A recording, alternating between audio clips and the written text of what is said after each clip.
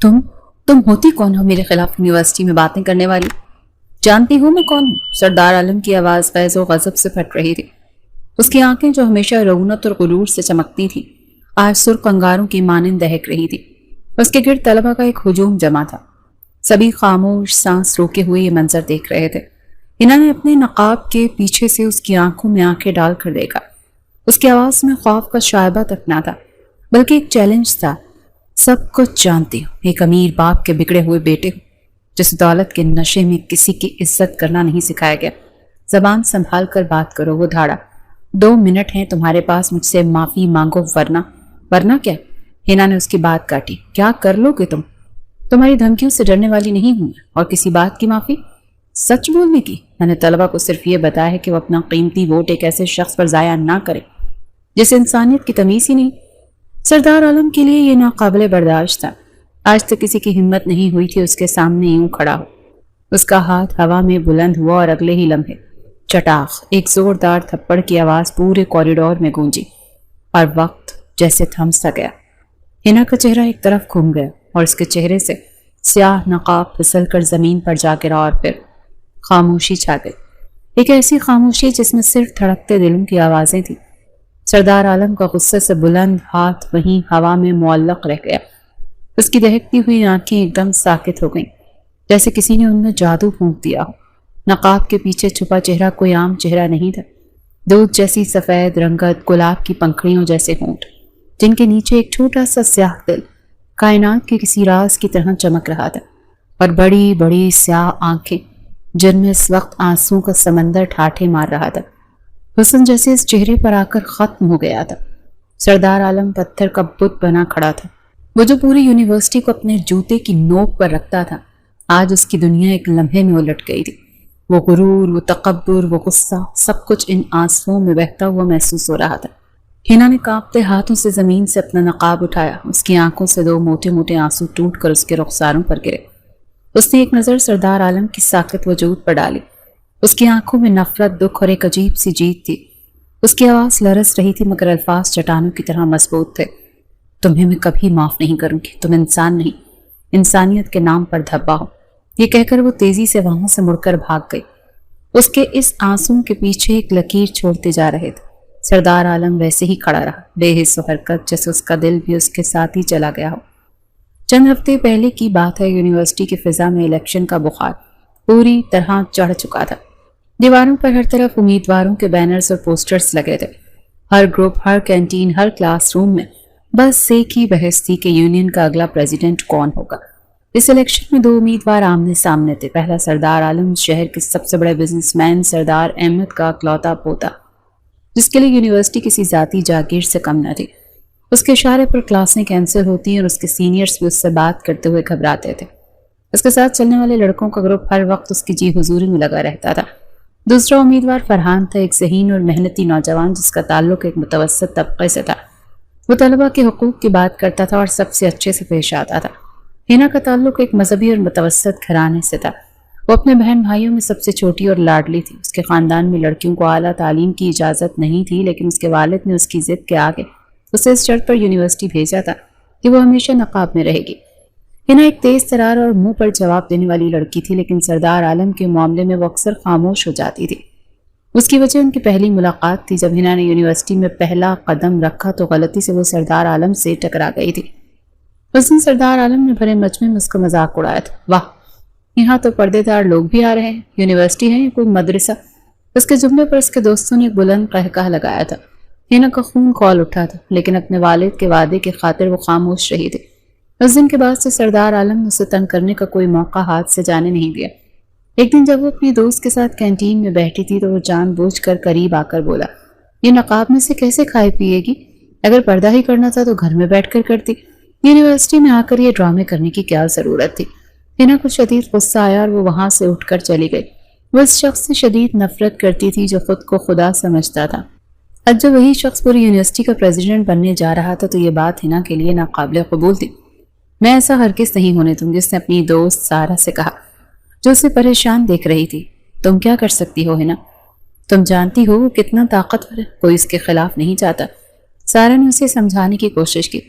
طاقتور اپنے گھر میں ہوگا۔ ہنا کی آنکھوں میں ایک عزم تھا، یہاں سب طلبہ برابر ہیں، میں فرحان کو سپورٹ کروں گی، میں ہر ایک اسٹوڈنٹ کے پاس جاؤں گی اور انہیں بتاؤں گی کہ اصل حقدار کون ہے، وہ شخص جو لڑکیوں کی عزت کرنا نہیں جانتا، وہ پوری یونیورسٹی کی نمائندگی کیسے کرے گا۔ اس دن ہنا نے فیصلہ کر لیا تھا کہ وہ سردار عالم کے غرور کے بت کو توڑ کر رہے گی۔ اسے یہ اندازہ نہیں تھا کہ یہ جنگ اسے کہاں تک لے جائے گی اور اس کی قیمت اس کی کیا ادا کرنی پڑے گی۔ اس نے اپنے بیگ سے فرحان کے انتخابی پیمفلیٹس نکالے اور ایک گہری سانس لے کر کلاس رومز کی طرف بڑھ گئی۔ اس کی جنگ کا آغاز ہو چکا تھا۔ ہنا کے الفاظ ہوا میں تحلیل ہوئے تو سردار عالم کی ساکت نظروں میں ایک عجیب سی جنبش ہوئی۔ وہ لڑکی جس کی زندگی میں طوفان برپا کر کے گئی تھی، اس کے وجود پر ایسے نقش چھوڑ گئی تھی جنہیں وہ شاید کبھی مٹا نہ پاتا۔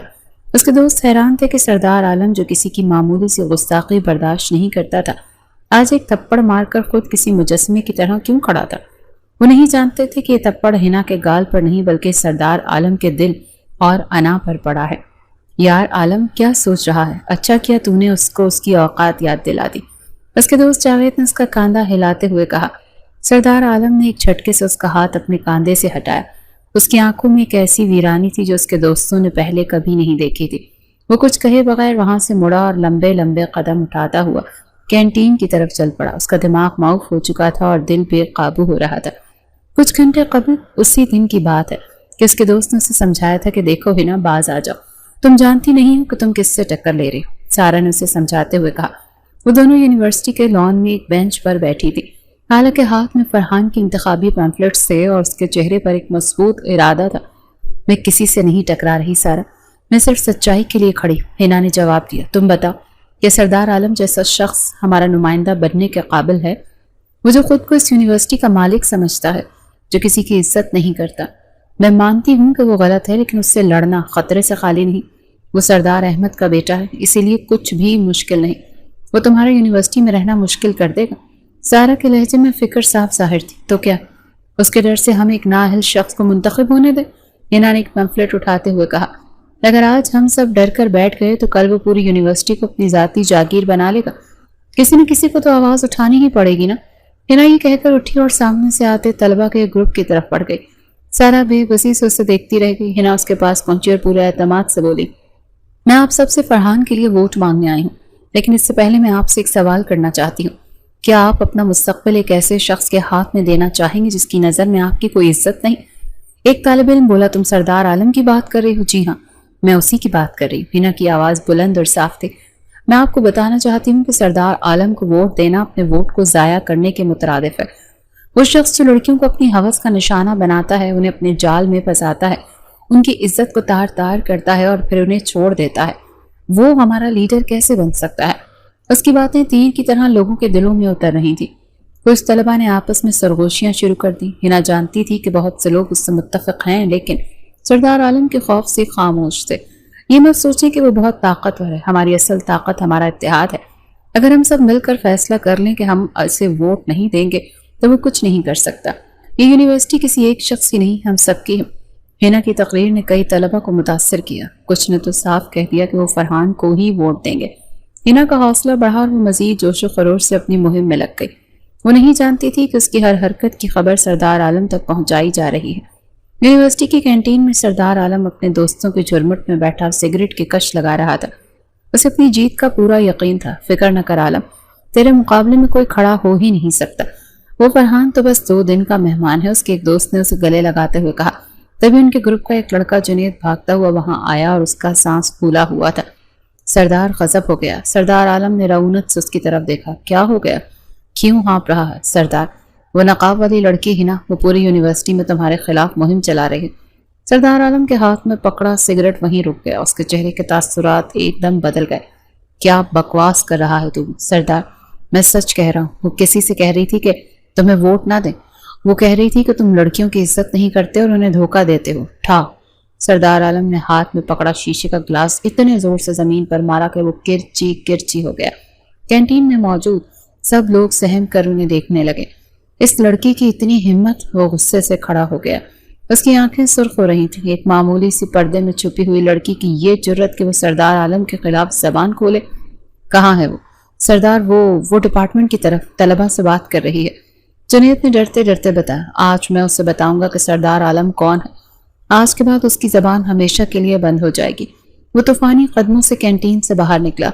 उसके दोस्त भी उसके पीछे लग गए। पूरा माहौल एकदम कशीदा हो गया था। सब जानते थे कि आज यूनिवर्सिटी में कुछ बहुत बुरा होने वाला है। सरदार आलम का गुस्सा किसी आतिश फशा की तरह फटने को तैयार था। वो तेज कदमों से चलता हुआ उस राहदारी की तरफ बढ़ रहा था जहां हिना चंद तलबा के एक ग्रोह से मुखातिब थी। उसके पीछे उसके दोस्तों का एक ग्रोह ऐसे चल रहा था जैसे कोई फातेह बादशाह अपनी फौज के साथ किसी बागी को कुचलने जा रहा हो। जैसे जैसे वो करीब पहुंचा, तलबा ने उससे देख लिया। इनके चेहरों पर खौफ के साए लहराए और वो एक एक करके खामोशी से पीछे हटने लगे। हिना जो अपनी गुफ्तगू में मगन थी, इस अचानक खामोशी और भगदड़ पर चौंकी। उसे कुछ गलत होने का एहसास हुआ। उसने पलटकर देखा तो उसका दिल एक लम्हे के लिए धड़कना भूल गया। सरदार आलम उससे चंद कदम के फासले पर खड़ा था। उसकी आंखें शोले उगल रही थीं और चेहरे पर एक शफाफ मुस्कुराहट थी। उसके गिर्द एक ऐसी दहशत थी जिसने पूरे माहौल को अपनी लपेट में ले लिया था। इन्होंने खुद को संभाला। वो जानती थी कि आज मुकाबला सख्त है और क्या क्या करता हूँ। सरदार आलम की जहरीली आवाज फिजा में गूंजी, रुकी क्यों? बोलो ना, आगे क्यों बोलती बंद हो गई तुम्हारी? इतनी जल्दी डर गई? अभी तो सिर्फ मेरी आवाज सुनी है। उसके तंजिया लहजे ने हिना के अंदर के खौफ को दबा दिया। उसने हिम्मत जमा की और बोली, डरने वाली होती तो तुम्हारे खिलाफ आवाज ही ना उठाती। आवाज? सरदार आलम हंसा, एक ऐसी हंसी जिसमें कहकहा नहीं जहर था। उसे आवाज नहीं भौंकना कहते हैं। और तुम्हारी ये हिम्मत कैसे हुई कि तुम मेरे खिलाफ भौंको? मैंने कोई झूठ नहीं कहा, तुम हो ही ऐसे। हिना की आवाज में अपनी वही खुद एतमादी थी। तुम्हें अपनी दौलत पर बहुत गुरूर है और तुम समझते हो कि तुम हर किसी को अपने पैसों से खरीद सकते हो, हर किसी की इज्जत को पामाल कर सकते हो। सरदार आलम धीरे धीरे कदम उठाता हुआ उसके बिल्कुल करीब आकर खड़ा हुआ। उसकी आंखों में खतरनाक चमक उभरी। अच्छा, तुम कह रही थी कि मैं तुम्हें बहुत सी लड़कियों को अपने जाल में फंसाता हूँ, लेकिन तुम्हें तो अभी तक मैंने अपने जाल में नहीं फंसाया। वो एक लम्हे को रुका और उसकी आंखों में झांक कर बोला, तो क्या ख्याल है अपने बारे में? ये जुमला एक तेजाब की बूंद की तरह हिना के दिल पर गिरा। उसका सांस हलक में अटक गया। एक लड़के की ये जुर्रत कि वो उससे इस किस्म की बात करे। उसका चेहरा नकाब के पीछे ही गुस्से से सुर्ख हो गया। उसने वहां से जाना चाहा और एक तरफ कदम बढ़ाया, लेकिन सरदार आलम एक दीवार की तरह उसके सामने आ गया। कहाँ? इतनी जल्दी क्या है? मेरा रास्ता छोड़ो, हिना ने नफरत से कहा। रास्ता तो तब छोड़ूंगा जब तुम मुझसे माफी मांगोगी।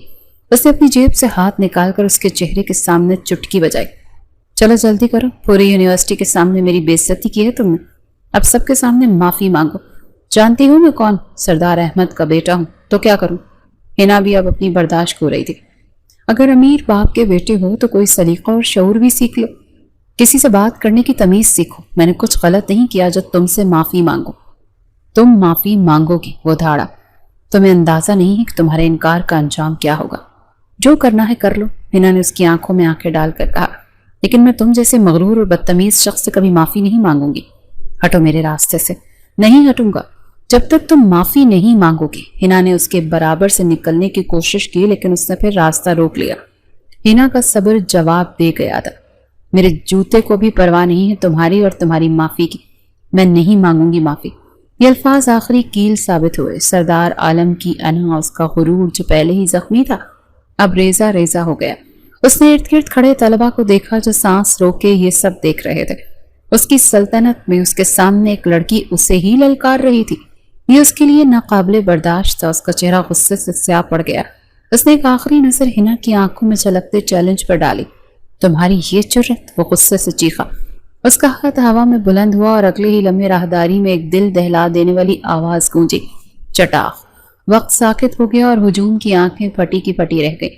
हिना का सर झटके से एक तरफ घूमा और उसके चेहरे पर वो स्याह नकाब जो उसकी पहचान था हवा में लहराता हुआ जमीन पर आ गिरा। सरदार आलम का हाथ वहीं फिजा में ठहर गया और उसकी आंखें उस चेहरे पर जम गईं जो आज पहली बार उसके सामने बेनकाब हुआ था। वक्त जैसे थम गया था। सरदार आलम का हाथ फिजा में मुअल्लक था और उसकी आंखें उस चेहरे पर जमी थीं जो एक लम्हा कबल तक एक राज था। गुस्से और इंतकाम की आग जिसके अंदर भड़क रही थी यकलख्त बुझ सी गई। उसकी जगह एक ऐसी हैरत ने ले ली थी जिसका तजुर्बा उससे जिंदगी में पहले कभी नहीं हुआ था। वो कोई आम चेहरा नहीं था। वो हुस्न और जमाल का एक ऐसा शाहकार था जिसे देखकर नजर ठहर जाए। दूध जैसी सफेद रंगत पर गुलाबी होंठ और उनके नीचे वो छोटा सा स्याह दिल। सरदार आलम को लगा जैसे उसका दिल सीने में धड़कना भूल गया है। وہ لڑکی جسے وہ صرف ایک زبان دراز نقاب پوش باغی سمجھ رہا تھا، وہ تو جیسے آسمان سے اتری کوئی حور تھی۔ اسی لمحے حنا کو ہوش آیا اور اس کے گال پر جلن اور آنکھوں میں آنسو تھے، لیکن سب سے بڑھ کر اسے اپنی تذلیل کا احساس تھا۔ اس نے کانپتے ہاتھوں سے زمین پر پڑا اپنا نقاب اٹھایا اور جلدی سے چہرے پر ڈال لیا، جیسے اپنے بے نقاب شخصیت کو دوبارہ دنیا کی نظروں سے چھپا رہی ہو۔ ارد گرد کھڑے طلبہ میں سرگوشیاں شروع ہو گئیں۔ کتنی خوبصورت ہے یہ لڑکی، شاید اسی لیے پردہ کرتی ہے، کسی لڑکی کی آواز ابھری۔ لیکن سردار عالم نے یہ بہت غلط کیا، ہاتھ نہیں اٹھانا چاہیے تھا۔ ایک اور آواز ہے، یہ باتیں سردار عالم کے کانوں میں پڑ رہی تھی، لیکن اس کا دماغ کچھ بھی سمجھنے سے قاصر تھا۔ وہ اب بھی اسی جگہ بت بنا کھڑا تھا۔ حنا نے آنسوں بھری آنکھوں سے اسے دیکھا۔ اس کی نظروں میں نفرت تھی، دکھ تھا اور ایک ایسی کربناک اذیت تھی جو سیدھی سردار عالم کے دل میں اتری۔ اس کی لرزتی ہوئی آواز میں ایک اٹل فیصلہ تھا، تمہیں میں کبھی معاف نہیں کروں گی۔ تم انسان نہیں، انسانیت کے نام پر دھبا ہو۔ یہ الفاظ کسی تیز خنجر کی طرح اس کے سینے میں پیوست ہو گئے۔ پہلی بار کسی لڑکی کے آنسوں نے اس کے پتھر دل پر ایسی چوٹ لگائی تھی، اسے لگا جیسے آنسو اس کی گالوں پر نہیں بلکہ سیدھا اس کی روح پر گرے ہوں۔ حنا یہ کہہ کر تیزی سے مڑی اور روتی ہوئی ہجوم کے چیرتی ہوئی وہاں سے بھاگ گئی۔ وہ جا چکی تھی، لیکن سردار عالم وہیں کھڑا رہا۔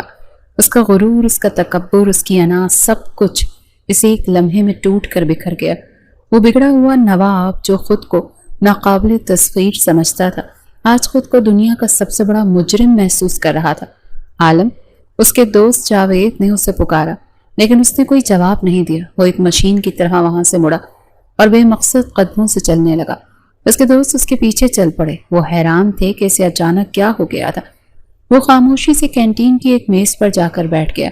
اس کی آنکھوں کے سامنے بار بار وہی روتا ہوا حسین چہرہ گھوم رہا تھا۔ اس کے کانوں میں وہی الفاظ گونج رہے تھے، تمہیں میں کبھی معاف نہیں کروں گی۔ اس کا پورا گروہ اس کے پاس پہنچ چکا تھا۔ یار، تم نے تو کمال کر دیا، آج اس لڑکی کو ایسا سبق سکھایا کہ اب کبھی تمہارے سامنے زبان نہیں کھولے گی۔ ایک دوست نے اس کی پیٹھ تھپ تھپاتے ہوئے کہا کہ ہاں، ایسی لڑکیوں کا یہی علاج ہے، اپنی اوقات سے باہر ہو رہی تھی۔ دوسرے نے لقمہ دیا۔ ان کی باتیں سن کر سردار عالم کے اندر کچھ ٹوٹا۔ اس نے پوری قوت سے میز پر ہاتھ مارا۔ بس، وہ اتنی زور سے دھاڑا کہ پوری کینٹین میں سناٹا چھا گیا۔ اب ایک لفظ بھی اس کے بارے میں کوئی نہیں کہے گا۔ اس کے دوست ہکا بکا رہ گئے کہ یہ سردار عالم کا وہ روپ تھا جس سے وہ خود بھی ناواقف تھے۔ میں نے اس کے ساتھ اچھا نہیں کیا۔ اس کی آواز میں غصے کی جگہ ایک عجیب سی پشیمانی تھی۔ جاوید حیرانی سے بولا، یہ کیا کہہ رہے ہو عالم؟ تم نے بالکل ٹھیک کیا، وہ سب کے سامنے تمہاری بے عزتی کر رہی تھی۔ تھپڑ تو بنتا تھا نا؟ نہیں بنتا تھا۔ سردار عالم نے نفی میں سر ہلایا۔ بالکل بھی ٹھیک نہیں کیا میں نے، وہ ویسی لڑکی نہیں تھی جیسی ہم سمجھ رہے تھے۔ یہ پہلی بار تھا کہ سردار عالم کسی لڑکی کے لیے یہ الفاظ کہہ رہا تھا۔ اس کے دوستوں کو اپنے کانوں پر یقین نہیں آ رہا تھا۔ یار، تم ایک معمولی لڑکی کے لیے ہم سے لڑ رہے ہو؟ وہ معمولی لڑکی نہیں، سردار عالم نے کہا۔ اس کی نظریں کہیں دور خلا میں تھیں، اسے اپنا آپ حقیر کبھی محسوس نہیں ہوا تھا۔ اسے احساس ہو رہا تھا کہ اس نے اپنی طاقت کے نشے میں کتنا بڑا گناہ کر دیا۔ مجھے اس سے معافی مانگنی چاہیے۔ یہ جملہ کسی بوم کی طرح گرا۔ اس کے دوستوں نے ایسے منہ کھولے جیسے انہوں نے کوئی انہونی بات سن لی ہو۔ سردار عالم جو معافی مانگتا تو دور، کسی کو انسان نہیں سمجھتا تھا، آج معافی مانگنے کی بات کر رہا تھا۔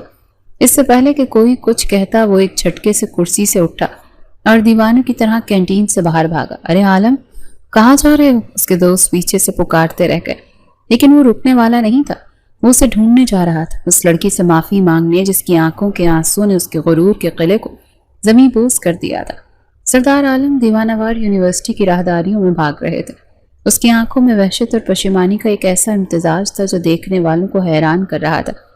وہ طلبہ جو کل تک اس کے نام سے کانپتے تھے، آج اسے اس حال میں دیکھ کر ششدر تھے۔ اس کا مغرور سر جھکا ہوا تھا اور اس کی نظریں ہر طرف کسی کو تلاش کر رہی تھی۔ حنا کو دیکھا ہے؟ اس نے ایک لڑکی سے پوچھا جو اس کے اچانک سوال پر خوفزدہ ہو گئی۔ لڑکی نے ڈرتے ڈرتے نفی میں سر ہلایا۔ وہ آگے بڑھ گیا۔ لائبریری، کامن روم، ڈپارٹمنٹ، اس نے کوئی جگہ نہیں چھوڑی۔ اس کا دل زور زور سے دھڑک رہا تھا۔ اسے لگ رہا تھا کہ اگر آج اس نے حنا سے معافی نہ مانگی تو یہ بوجھ اسے ساری زندگی کو چلتا رہے گا۔ وہ جو کبھی کسی کی پرواہ نہیں کرتا تھا، آج ایک لڑکی کی نفرت کے خوف سے بھاگا پھر رہا تھا۔ آخرکار کسی نے اسے بتایا کہ اس نے حنا کو ایک خالی کلاس روم کی طرف جاتے دیکھا ہے۔ وہ بے تحاشا اس کی طرف بھاگا۔ کلاس روم کا دروازہ تھوڑا سا کھلا تھا۔ اندر سے کسی کے سسکنے کی آواز آ رہی تھی۔ سردار عالم کا دل ڈوبنے لگا۔ اس نے ہمت کر کے دروازے کی درز سے اندر جھانکا۔ اندر کا منظر دیکھ کر اس کے قدم وہیں جم گئے تھے۔ ہنا ایک بینچ پر بیٹھی تھی اور اس کی دوست سارا اس کی پیٹ سہلا رہی تھی۔ ہنا کا نقاب ایک طرف رکھا تھا اور وہ پھوٹ پھوٹ کر رو رہی تھی۔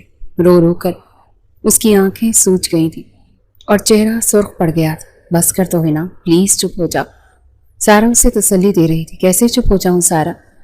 ہنا نے سسکیوں کے بیچ کہا۔ مجھے اس بات کا دکھ نہیں کہ اس نے مجھ پر ہاتھ اٹھایا، مجھے دکھ اس بات کا ہے کہ جس چہرے کو میں نے ہمیشہ دنیا سے چھپا کر رکھا، جس پر میں نے کبھی کسی نامحرم کی نظر نہیں پڑنے دی، آج اس ایک شخص کی وجہ سے وہ سب کے سامنے تماشا بن گیا۔ میرا پردہ، اس نے ایک لمحے میں میرا سارا مان توڑ دیا۔ اس کے الفاظ سردار عالم کے سینے میں تیر بن کر لگے۔ اسے پہلی بار احساس ہوا کہ اس کا ایک تھپڑ صرف ایک جسمانی چوٹ نہیں تھا، بلکہ ایک لڑکی کے عقیدے اور اس کی حیا اور اس کے اصولوں پر حملہ تھا۔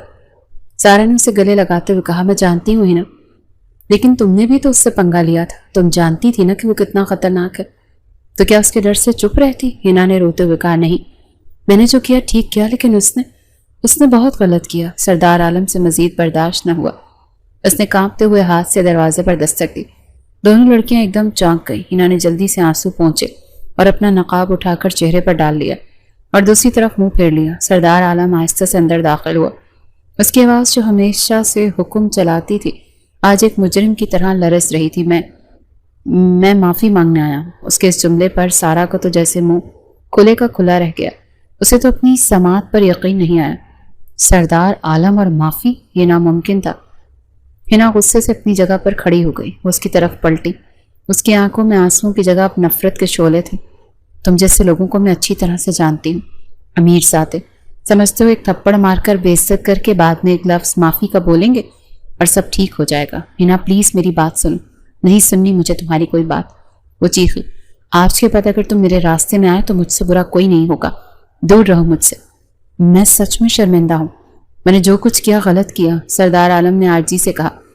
یہ وہ انداز تھا جو اس کی شخصیت سے بالکل میل نہیں کھاتا تھا۔ ہنا پر اس کی کسی بات کا اثر ہی نہیں ہو رہا تھا۔ اس کا زخم بہت گہرا تھا۔ وہ خاموشی سے اپنا بیگ اٹھا کر تیزی سے کلاس روم سے باہر نکل گئی۔ سارا بھی ایک حیران نظر سردار عالم پر ڈال کر اس کے پیچھے چلی گئی اور سردار عالم وہیں اکیلا کھڑا رہ گیا۔ اس کی زندگی میں پہلی بار کسی نے اسے اس طرح سے رد کیا تھا۔ وہ بادشاہ جسے ہر چیز حاصل کرنے کی عادت تھی، آج خالی ہاتھ ایک مجرم کی طرح سر جھکائے کھڑا تھا۔ ہنا خاموشی سے چلی گئی تھی اور اس نے گھر جا کر بھی کسی سے کوئی بات نہیں کی تھی۔ اس کی خاموشی نے گھر والوں کو پریشان کر دیا تھا۔ رات تک اس کا جسم بخار سے تپنے لگا تھا۔ اس کی ماں نے جب اس کے ماتھے پر ہاتھ رکھا تو وہ تپ رہا تھا۔ ہنا بیٹی، تمہیں تو تیز بخار ہے۔ لیکن ہنا نے کوئی جواب نہ دیا۔ وہ بس آنکھیں بند کیے لیٹی رہی۔ اس کی جسمانی حرارت اس کے اندر کی آگ اور اذیت کا ثبوت تھی۔ وہ سردار عالم کے دیے ہوئے زخم کی شدت سے جل رہی تھی۔ یونیورسٹی میں ایک عجیب سی خاموشی اور بے چینی کے عالم میں گزرے۔ ہنا بخار اور زیادہ اہم بات یہ کہ دل پر لگے زخم کی وجہ سے گھر پر تھی۔ اس کی خاموشی اور اداسی نے گھر والوں کو فکر مند کر دیا تھا، لیکن وہ کسی کو بھی اصل بات بتانے کی ہمت نہیں کر پا رہی تھی۔ وہ بس اپنے کمرے میں خاموشی سے لیٹی رہتی اور جب بھی آنکھیں بند ہوتی اور اسے وہی ذلت آمیز منظر اور سردار عالم کا غضبناک چہرہ نظر آتا۔ دوسری طرف یونیورسٹی کا ماحول بھی بدلا ہوا تھا۔ الیکشن سر پر تھے، مگر سب سے مضبوط امیدوار سردار عالم جیسے کہیں کھو گیا تھا۔ وہ یونیورسٹی تو روز آتا تھا، لیکن اس کی آنکھوں کی رعونت اور اس کا وہ چال کا غرور غائب تھا۔ وہ اب اپنے دوستوں کے جھرمٹ میں بیٹھنے کا قہقہے نہیں لگاتا تھا، بلکہ اس کی نظریں ہر وقت کسی کو تلاش کر رہی ہوتی تھی۔ وہ راہداریوں میں بے مقصد گھومتا، اس کی نگاہیں ہر نقاب پوش چہرے پر جاتی اور پھر مایوس ہو کر لوٹ آتی۔ اس کے دوست اس تبدیلی پر حیران تھے۔ وہ اسے الیکشن کی مہم پر توجہ دینے کا کہتے، لیکن وہ ان کی بات سنی انسنی کر دیتا۔ عالم، الیکشن میں صرف چند دن رہ گئے اور تم ہو کہ جاوید نے اسے سمجھانے کی کوشش کی۔ میرا دل ہی نہیں لگ رہا ان سب چیزوں میں، اس نے اسپاٹ لہجے میں جواب دیا اور وہاں سے اٹھ کر چلا گیا۔ اس کا دل تو واقعی کہیں اور اٹکا ہوا تھا۔ وہ 2 دن سے ہنا کا انتظار کر رہا تھا۔ اسے امید تھی کہ وہ آئے گی اور وہ اس سے دوبارہ معافی مانگنے کی کوشش کرے گا، لیکن جب وہ نہیں آئی تو اس کی بے چینی بڑھنے لگی۔ اسے یہ خوف کھانے لگا کہ شاید ہنا نے اس کی وجہ سے یونیورسٹی آنا ہی چھوڑ دیا۔ یہ خیال آتے ہی اس کے دل میں ایک ٹیس سی اٹھی۔ آخر کار اس نے ہمت کر کے ہنا کی دوست سارا سے بات کرنے کا فیصلہ کیا۔ اس نے سارا کو لائبریری سے نکلتے ہوئے دیکھا، وہ تنہا تھی۔ سردار عالم تیزی سے اس کی طرف بڑھا۔ سارا نے جیسے ہی اسے اپنی طرف آتے دیکھا، اس کے چہرے پر خوف کے آثار نمایاں ہوئے اور اس نے اپنا راستہ بدل لیا۔ رکو، سردار عالم کی آواز میں حکم نہیں، ایک التجا تھی۔ پلیز 1 منٹ میری بات سنو۔ سارا رک گئی لیکن اس کا رخ دوسری طرف ہی رہا۔ مجھے آپ سے کوئی بات نہیں کرنی، میں جانتا ہوں۔ سردار عالم اس کے سامنے آ کر کھڑا ہو گیا۔ میں نہ صرف ہنا کے بارے میں پوچھنا چاہتا ہوں، وہ 2 دن سے یونیورسٹی کیوں نہیں آ رہی؟ سارا نے نفرت سے اس کی طرف دیکھا۔ آپ کو اس سے کیا مطلب؟ پہلے سب کے سامنے اس کی تذلیل کی اور آپ اس کے بارے میں پوچھ رہے ہیں؟ دیکھو، میں جانتا ہوں کہ میں نے بہت غلط کیا۔ اس کی آواز میں ایسی ندامت تھی کہ سارا کو ایک لمحے کے لیے اس پر حیرت ہوئی۔ پلیز مجھے بتاؤ، کیا وہ میری وجہ سے نہیں آ رہی؟ کیا وہ ٹھیک ہے؟ سارا کچھ دیر خاموش رہی، پھر وہ بولی، اگر وہ آپ کی وجہ سے نہیں آ رہی ہوگی تو آپ کیا کریں گے؟ یہ ایک سوال نہیں، ایک امتحان تھا۔ سردار عالم نے بنا ایک لمحہ سوچے جواب دیا، میں اس سے تب تک معافی مانگوں گا جب تک وہ مجھے معاف نہیں کر دیتے۔ اس کے لہجے کی سچائی نے سارا کو تھوڑا نرم کیا، لیکن وہ اب بھی محتاط تھی۔ مجھے اس کا فون نمبر چاہیے، سردار عالم نے اگلی بات کی۔ کیا؟ ہرگز نہیں، سارا نے فوراً انکار کیا۔ میں آپ کو اس کا نمبر نہیں دے سکتی، ہنا نے مجھے سختی سے منع کیا ہے کہ میں اس کے بارے میں کسی کو کچھ نہ بتاؤں، خاص طور پر آپ کو۔ پلیز۔ سردار عالم کی آواز بھیک مانگنے جیسی ہو گئی۔ صرف ایک بار، میں سچ میں بہت شرمندہ ہوں۔ تم جانتی ہو کہ کوئی میرے سامنے اونچی آواز میں بات کرے تو میں برداشت نہیں کرتا، لیکن اس دن ہنا نے مجھے سکھایا ہے کہ پیسہ اور طاقت ہی سب کچھ نہیں ہوتے، عزت ان سب سے بڑھ کر ہوتی ہے۔ سارا خاموشی سے اس کے چہرے کو دیکھ رہی تھی۔ یہ وہ سردار عالم نہیں تھا جسے پوری یونیورسٹی جانتی تھی۔ اس کی آنکھوں میں غرور کی جگہ آج پچھتاوا تھا۔ جب سارا پھر بھی خاموش رہی تو سردار عالم نے وہ کہہ دیا جو اس کے دل کی گہرائیوں میں تھا، میں ہنا سے محبت کرنے لگا۔ یہ اعتراف اتنا غیر متوقع اور چونکا دینے والا تھا کہ سارا ساکت رہ گئی۔ اسے یقین نہیں آیا کہ وہ کیا سن رہی۔ وہ شخص جس نے ہنا کی اتنی بے عزتی کی اب اس سے محبت کا دعویٰ کر رہا تھا۔ عالم کی آنکھوں میں ایک ایسی سچائی اور بے بسی تھی جسے جھٹلایا نہیں جا سکتا تھا۔ سارا کشمکش میں پڑ گئی۔ آخر کار اس نے ڈرتے ڈرتے اپنے بیگ سے کاغذ کا ٹکڑا نکالا اور اس پر ہنا کا نمبر لکھ کر اس کی طرف بڑھا دیا۔ اگر اس نے مجھ سے پوچھا تو میں کہہ دوں گی کہ آپ نے مجھ سے زبردستی نمبر لیا ہے، اس نے آہستہ سے کہا اور تیزی سے وہاں سے چلی گئی۔ سردار عالم اس کاغذ کے ٹکڑے کو ایسے دیکھ رہا تھا جیسے اسے دنیا کا سب سے قیمتی خزانہ مل گیا ہو۔ اس کے ہاتھ کانپ رہے تھے۔ اس نے نمبر تو لے لیا تھا لیکن اب اس کے سامنے ایک نیا پہاڑ کھڑا تھا۔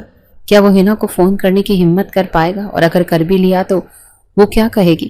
عالم اس کاغذ کے ٹکڑے کو ہاتھ میں پکڑے دیر تک وہیں کھڑا رہا۔ اس کے ہاتھ میں ہنا کا نمبر نہیں بلکہ اس کی انا کے ٹوٹے ہوئے ٹکڑوں کو جوڑنے کا ایک آخری موقع تھا۔ اس نے کبھی سوچا بھی نہیں تھا کہ وہ سردار عالم ایک لڑکی کو فون کرنے سے پہلے اس قدر خوفزدہ اور متذبذب ہوگا۔ اس کا دل اتنی تیزی سے دھڑک رہا تھا کہ اسے اپنی پسلیوں میں اس کی دھڑکن صاف سنائی دے رہی تھی۔ کئی لمحے اسی کشمکش میں گزر گئے۔ آخر کار اس نے گہری سانس لی اور اپنے کانپتے ہوئے ہاتھوں سے نمبر ملایا۔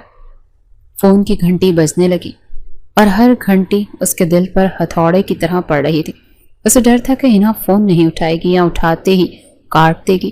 دوسری طرف ہنا اپنے بستر پر نیند دراز تھی۔ بخار اتر چکا تھا لیکن کمزوری اور اداسی اب بھی باقی تھی۔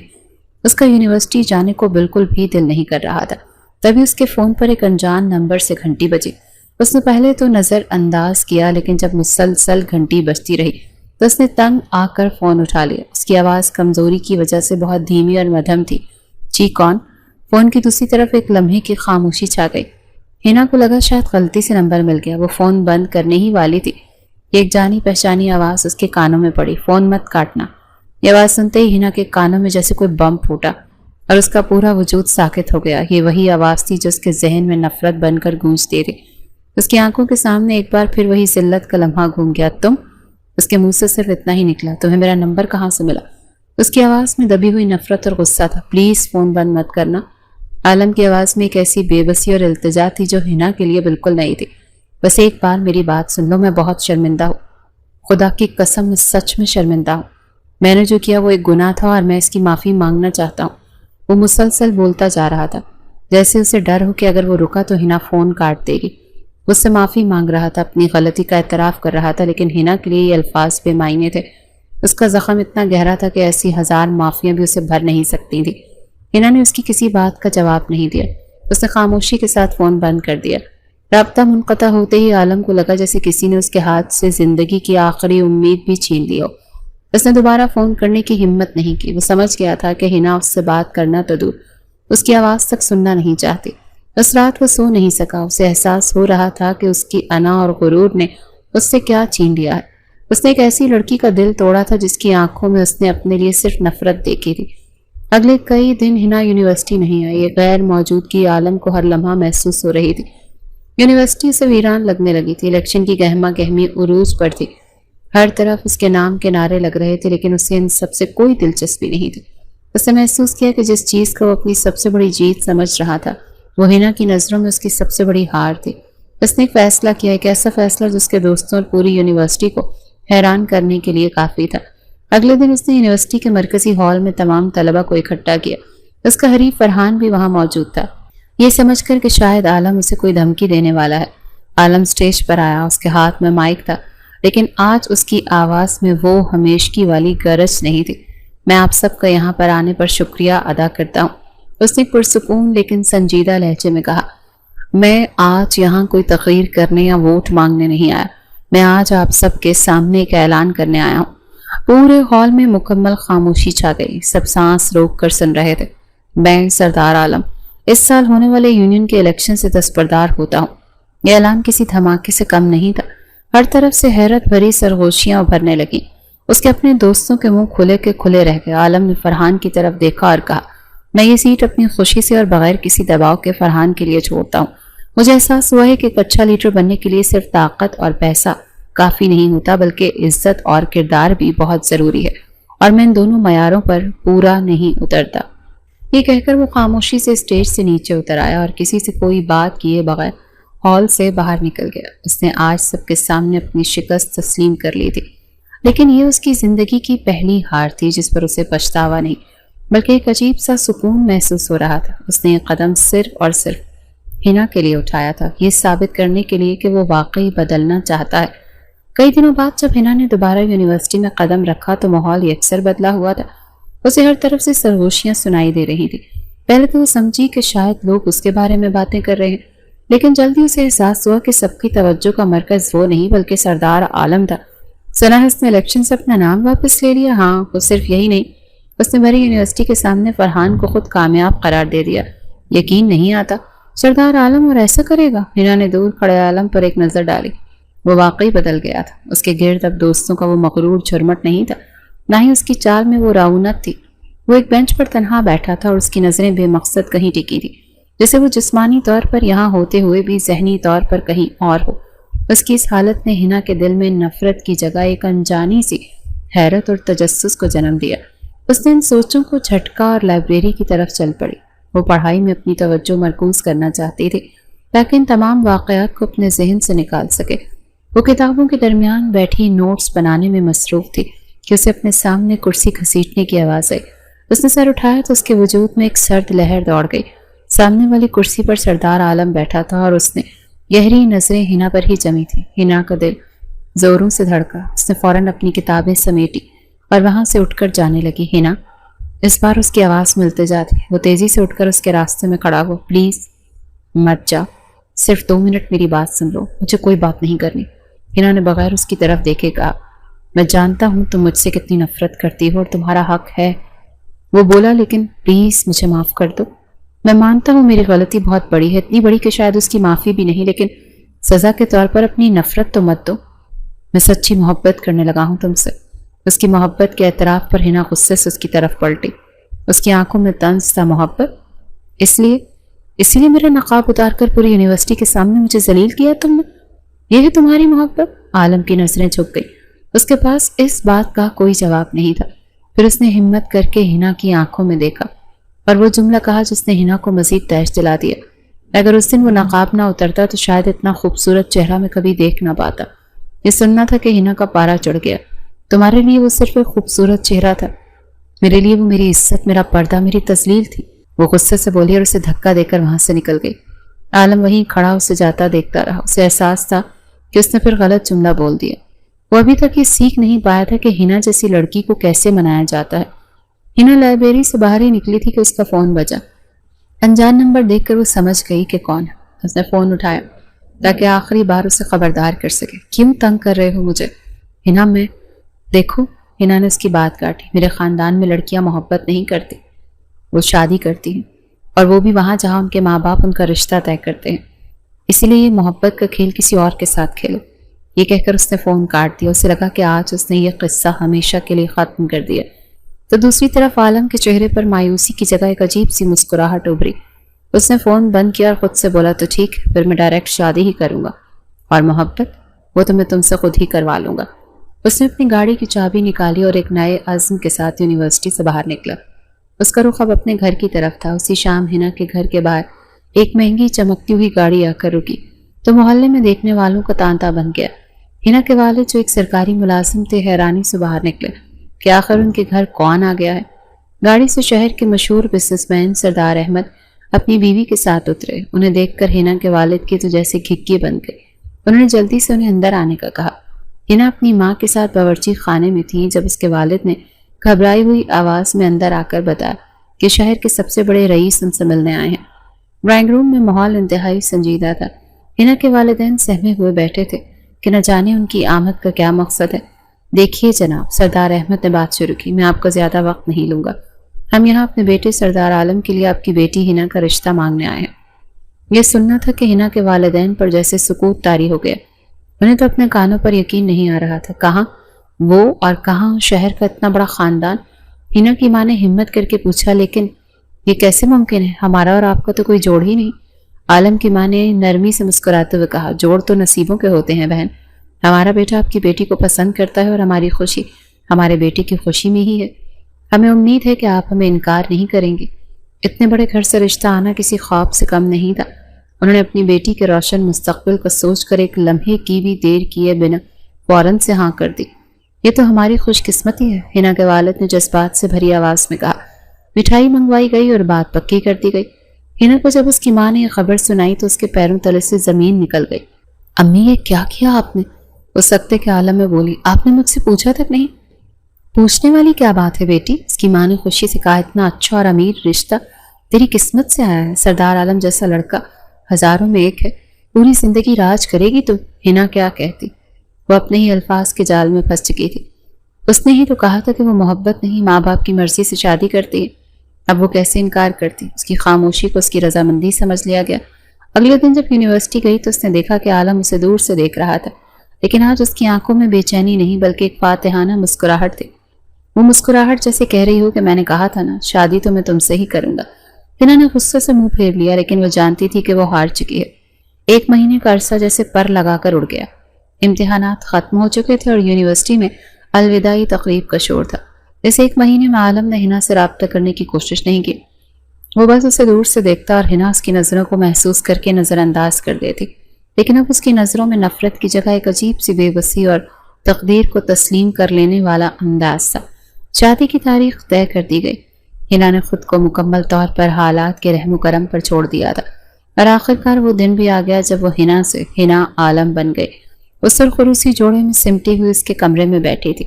उसका दिल ऐसे धड़क रहा था जैसे अभी पसलियां तोड़कर बाहर आ जाएगा। वो शख्स जिससे वो शदीद नफरत करती थी आज उसका मिजाजी खुदा बन गया था। कुछ देर बाद आलम कमरे में दाखिल हुआ। उसने हिना को इस रूप में देखा तो एक पल के लिए देखता ही रह गया। वो वाकई किसी परी से कम नहीं लग रही थी। वो आहिस्ते से चलता हुआ उसके पास बेड पर आ बैठा। कमरे में गहरी खामोशी थी। आलम ने हिम्मत करके इस खामोशी को तोड़ा। उसकी आवाज़ में गैर मामूली नरमी और अपनाइयत थी। मैं छू सकता हूँ आपको? उसके सवाल पर हिना ने धीरे से अपनी पलकें उठाई। उसकी आंखों में अब नफरत नहीं थी, सिर्फ एक झिझक थी। उसने हल्के से मुस्कुराते हुए जवाब दिया, बिल्कुल, बीवी हूँ आपकी। ये सुनना था कि आलम के चेहरे पर एक दिलकश मुस्कुराहट फैल गई। पता नहीं इस बीवी को पाने के लिए क्या क्या कुछ किया है मैंने, कितनी रातें तड़पा उसके करीब हुआ, लेकिन अब मेरा भी वादा है कि इन सारी रातों का बदला लूंगा। कहका अब तुम्हें सोने नहीं दूंगा। उसकी शरारती बात पर हिना के रुखसार सुर्ख पड़ गए। वो बोली, कोई एतराज़ नहीं, लेकिन दोबारा थप्पड़ खाने की हिम्मत नहीं है मुझ में। बहुत भारी हाथ है तुम्हारा। उसके इस गैर मुतवक्के जवाब पर आलम ने एक बुलंद कहका लगाया। माजी का वो तल्ख लम्हा आज एक मजाक बनकर उनके दरमियान से हमेशा के लिए ख़त्म हो गया था। تمہیں تھپڑ نے سنیہنا کا ہاتھ اپنے ہاتھ میں لیتے ہوئے اس کی آنکھوں میں جھانکا۔ تمہیں پیار کی مار ماروں گا؟ کیا مطلب؟ ہنا نے ناسمجھی سے پوچھا۔ وہ اس پر جھکا اور اس کے کان میں سرگوشی کی، مطلب یہ کہ اتنی محبت دوں گا کہ تمہیں پاگل کر دوں گا۔ اس کی محبت بھری باتوں پر ہنا نے شرماتے ہوئے اس کے سینے پر ایک ہلکا سا مکہ مارا، اور وہیں سے ان کی نئی زندگی کا آغاز ہوا۔ نفرت کی آگ میں شروع ہونے والی یہ کہانی بالآخر محبت کی حسین منزل کو پا چکی تھی، اور وہ ہمیشہ کے لیے ایک خوش و خرم خاندان بن کر اپنی زندگی گزارنے لگے تھے۔